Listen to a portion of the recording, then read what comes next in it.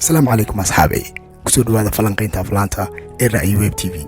maanta waxaan idin wadaa filin action 2017 la sameeyey oo la magac baxay shirqoolkii maraykanka daawasho wacan.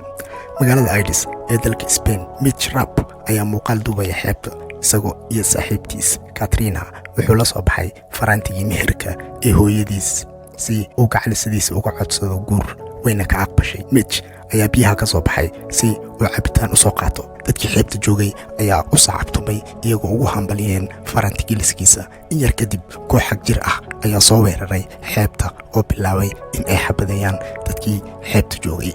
wuxuu u orday dhanka Katrin. nasiib darro waxaa toogtay hogaamiyihii burcadda Al-Mansuur ka hor inta uusan Mitch gaadhin, isagana waa la dhaawacay. 18 bilood kadib Mitch wuxuu ku nool yahay keligii guri dabaq ah. wuxuu qaataa cashiro buljim ah. ugu dambayntii waxaa laga ceriyey goobtii buljinta maadaama uu xanaaqiisu batay. Mitch wuxuu qadka kula sheekaystaa Mansuur isagoo doonayo inuu ku biiro xag jirka si uu uga arguto dilkii gacalisadiisa. Mitch waxay weydiiyeen su'aalo ku saabsan mabaadi'da xag jirka. dhaqdhaqaaqooda waxaa dusha kala socoto agaasimaha ku-xigeenka CIA-da Iron Kennedy.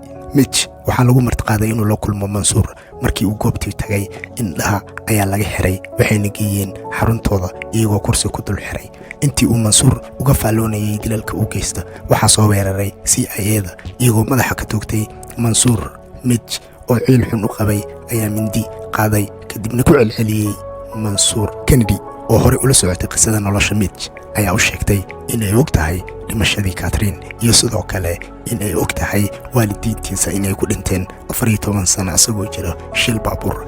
Mitch waxa keliya ee maskaxdiisa ka guuxay waa inuu arguto. Kennedy oo maanka ku haysa howlgalkeeda ayaa waxay go'aansatay inuu Mitch ku biiro Orion, barnaamijka tababarka oo la yiraahdo Black Ops oo uu maamulo askarigii hore ee ciidanka badda ee Stan Harley. Kennedy waxay u geysay Mitch Harley si uu ugu bilaabo tababarka. Mitch wuxuu uga mahadceliyey Harley tababarka. in yar kadib waxaa bilowday tababarkii xeeladaha dagaalka. Mitch waxaa loo bilaabay howlgalka iyagoo ku tababaran misna bartilmaameed ka dhiganaya dukaan weyn.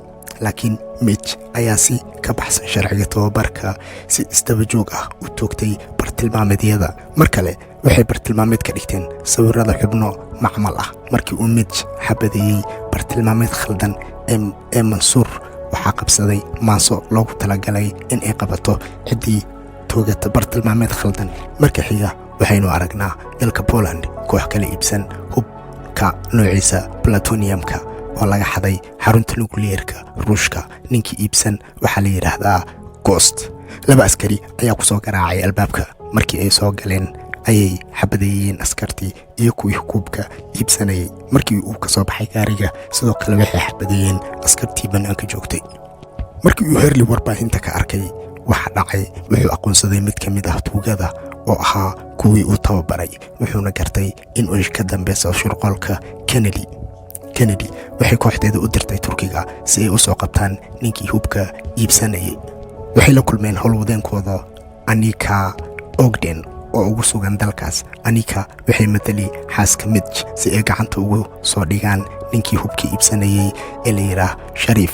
waxay ku kulmeen meel baar ah. nasiib darro khilaafka dhexdhacay tuugada ayuu mid ka mid ah mindi geliyey kuwii ay la kulmeen. Mitch wuxuu dabagalay Sharif.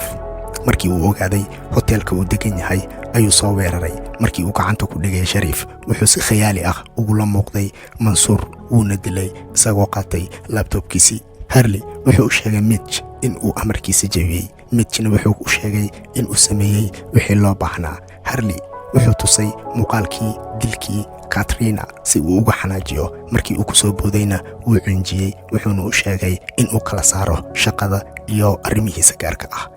kooxdu waxay aaday magaalada Rome si ay u dabagalaan physician sameeyo hubka plutoniumka. Mitch iyo Anika waxay joogaan meel hotel ah iyadoo ka daaweyn dhaawac ku yaalay. waxay u sheegtay in ay qaban doonaan Ghost. Mitch wuxuu gartay in ay tahay Anika laba waji leh maadaama uusan hore ugu sheegin magaca Ghost. xamaamka ayuu ka dabagalay. way istagaaleen. biyaha ayuu ku maquriyey wayna isdhibtay. markii anika baaritaan lagu sameeyey waxay sheegtay in ay u shaqayso sirdoonka iiraan balse waxay herli u sheegtay in aysan tuugada la shaqayn balse keliya ay dooni in ay ka hortagto in dalkeeda lagu waxyeeleeyo hubka. herli wuxuu la kulmay anika adeerkeed si uu wax uga ogaado arrimaha hubka plutoniumka. in yar kadib waxaa soo weeraray Ghost oo dilay anika adeerkeed isagoo afduubtay Harley. Ghost ayaa aad u jirdilay Harley isagoo cidiyaha ka siibay si uu sirta kooxdiisa u ogaado. Harley wuu ku adkaystay inuusan waxba sheegin, wuxuuna u sheegay Ghost inuu magaciisa dhabta ah yahay Ronnie oo sirtiisa oo dhan la og yahay. Ghost oo xanaaqay ayaa maaso biyaha ugu riday kooxdii ka iibsan lahayd Ghost hubka, halka Harley u sheegay kuwii yimid in uu Ghost shirqool u dhigay. Ghost wuxuu leeyay kooxdii hubka ka iibsan lahayd maadaama ay ku soo jeesadeen. laba ka mid ah sirdoonka Mossad ayaa qaaday Anika si ay goob kale u geeyaan. Mitch ayaa ka dabagalay kana badbaadiyey. Mitch iyo Anika waxay aadeen godkii uu ku sugnaa Ghost ayaa baskoolad madaxa uga qabtay Anika si uusan u baxsanin awgeed. Anika ayaa bastooladii isku dhufatay kuna dhimatay. Ghost oo wato hubkii khatarta ahaa ayaa doon qaatay oo badda galay. Harley wuxuu ku wargeliyey kooxdiisa inuu Ghost wato hubkii oo badda la galay. markii ay ciidankii baddi ka war heleen Hagen ayay galeen. Mitch oo xawaare ku ordaya ayaa ku booday doontii uu watay Ghost. dagaal dheer kadib Ghost wuxuu dhunta ka saaray Mitch mindi. Mitch oo adeegsanaya xeeladii lagu tababaray dagaalka ayaa dilay Ghost. Mitch wuxuu qaatay doon si uu hubka u geeyo bartamaha badda.